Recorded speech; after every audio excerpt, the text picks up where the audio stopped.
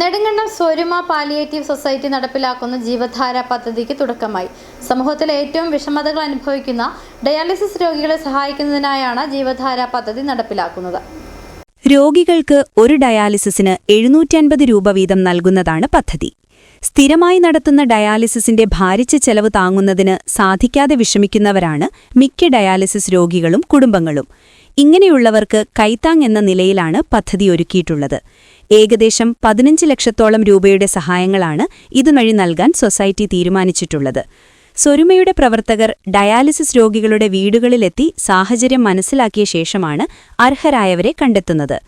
നെടുങ്കണ്ടം കേന്ദ്രമായി 2 വർഷത്തിലധികമായി പ്രവർത്തിച്ചുവരുന്ന സ്വരുമ പാലിയേറ്റീവ് സൊസൈറ്റിയുടെ സേവനം നെടുങ്കണ്ടം, പാമ്പാടുംപാറ, കരുണാപുരം പഞ്ചായത്തുകളിലെ 700-ലധികം വീടുകളിലെത്തുന്നുണ്ട്.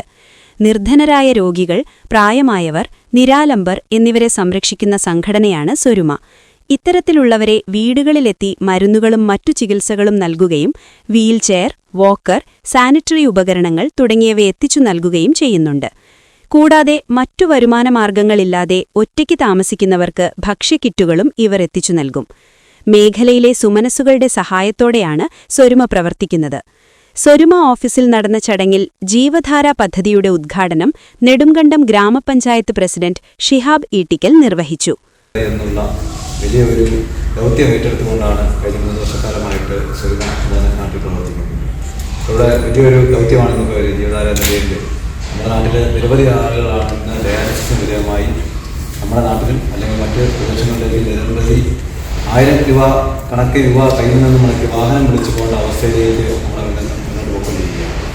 അപ്പോൾ അങ്ങനെ ഉള്ള ഒരു സാഹചര്യത്തിലാണ് സ്വരുമ ചാരിറ്റബിൾ നേതൃത്വത്തിൽ കഴിഞ്ഞ കാലങ്ങളൊക്കെ 500 രൂപയായിരുന്നു കൊടുത്തുനിന്ന് പൈസയ്ക്ക് അത് വർദ്ധനവെത്തിക്ക് 250 രൂപ വെച്ച് രോഗിക്ക് കൊടുക്കത്തക്ക രീതിയിലേക്ക്. യോഗത്തിൽ സൊസൈറ്റി പ്രസിഡന്റ് KC സെബാസ്റ്റ്യൻ അധ്യക്ഷത വഹിച്ചു.